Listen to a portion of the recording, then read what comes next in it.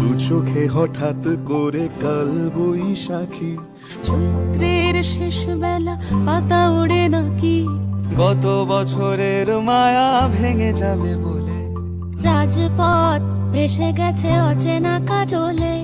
দু চোখে হঠাৎ করে কাল বৈশাখী, চৈত্রের শেষ বেলা পাতা ওড়ে নাকি, গত বছরের মায়া ভেঙে যাবে বলে রাজপথ ভেসে গেছে অচেনা কাজলে। তুমিও অঝরে